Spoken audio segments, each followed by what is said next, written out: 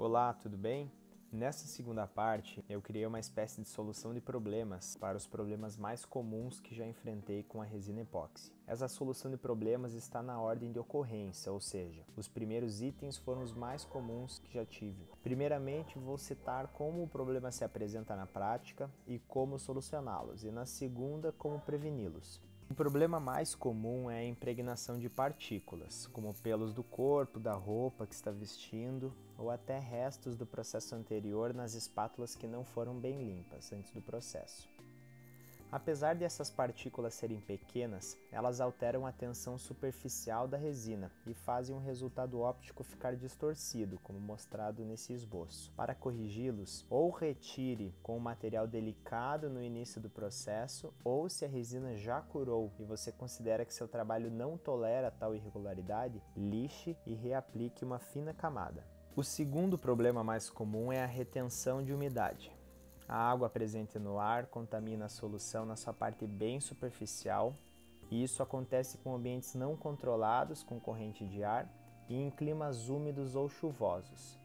As manchas brancacentas vão se assemelhar a ondas e afetarão apenas a parte mais superficial do processo. O terceiro problema mais comum é misturar quantidades não precisas dos componentes ou não misturá-los suficientemente. Esse problema pode amarelar a resina, fazer manchas, demorar para endurecer ou simplesmente nunca curar. Demorar para curar é a causa do amarelamento e, se ainda estiver amolecida, não vai adiantar passar outra camada de resina por cima, pois aí o que vai acontecer? Você vai criar uma camada central não curada que nunca vai curar, vai amarelar e com o tempo até surgirão fissuras de vazamento na obra. E acreditem, isso é igual filme de terror.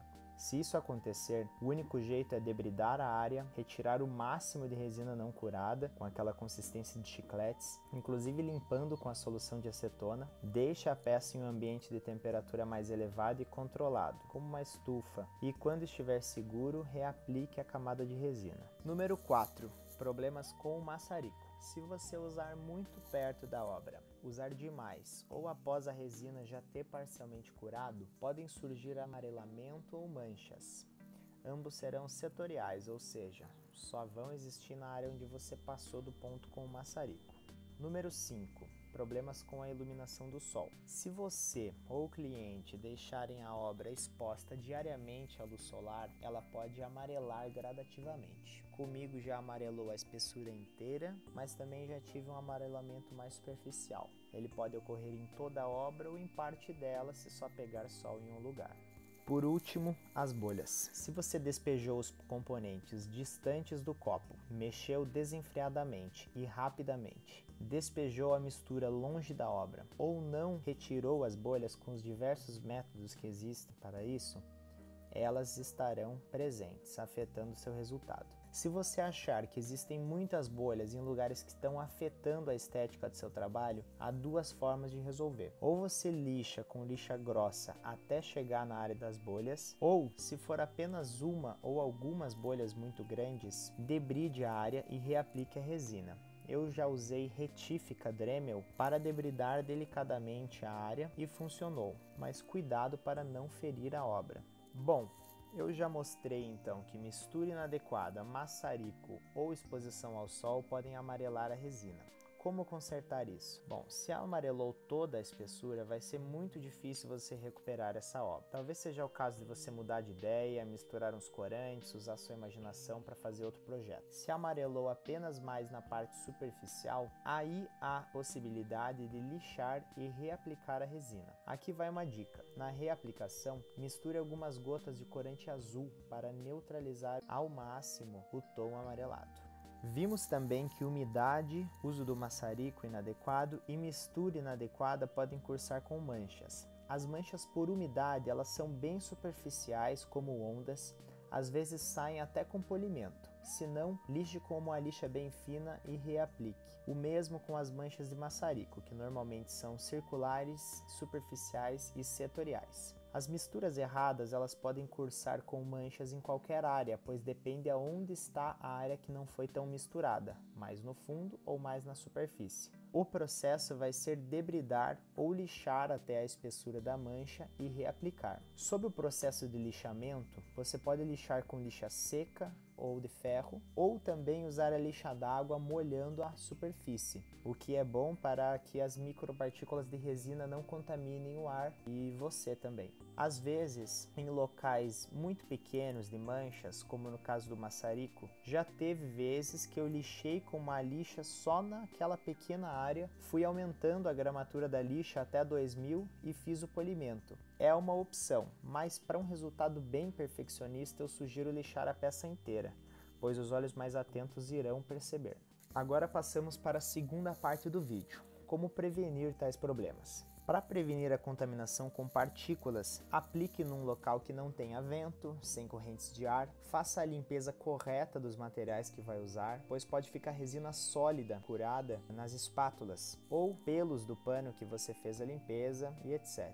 Sobre sua vestimenta, eu normalmente aplico sem camiseta, pois eu já tive muito esse problema, é muito comum. Mas, se for usar, escolha roupas que não soltem pelo. Sobre umidade, o ideal é uma estufa com temperatura e umidade controlada, principalmente se você mora em um local frio e úmido. Se você não dispor de uma estufa, pelo menos que seja num ambiente fechado, sem correntes de ar, coloque algumas lâmpadas incandescentes ou de infravermelho para esquentar e melhorar a questão da umidade, e não aplique em dias de chuva ou com umidade relativa do ar elevada.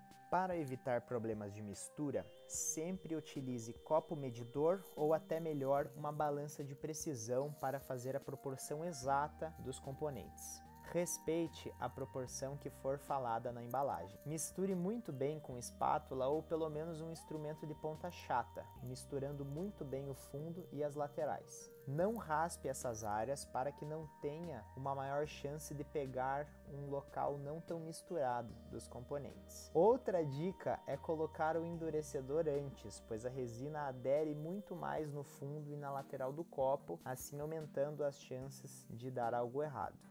Problemas com maçarico podem ser evitados usando ele com uma distância maior de 10 cm e não usar excessivamente. Usar com a resina já parcialmente curada vai dar manchas. Portanto, utilize logo após a manipulação da resina na obra.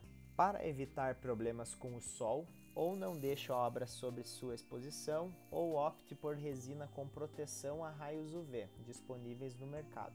Para evitar bolhas, siga os seguintes passos. Coloque os componentes com o copo levemente deitado, correndo pela parede do copo. Misture devagar e com calma. Despeje a mistura com um copo perto da obra e use algum método para retirar bolhas, como maçarico, spray tira-bolhas, soprador térmico ou um composto chamado siladite, que é um composto que se mistura com os componentes, resina e endurecedor para evitar as bolhas. Bom, é isso. Seria algo muito útil a todos se esse vídeo se tornasse uma espécie de fórum para problemas com a resina. Caso você tiver algum problema com o seu processo que não foi abordado aqui, escreva nos comentários. Me sigam no Instagram para ver meus trabalhos com resina e fita. Se inscrevam no canal para serem avisados dos meus próximos vídeos e obrigado por assistir. Até mais, tchau!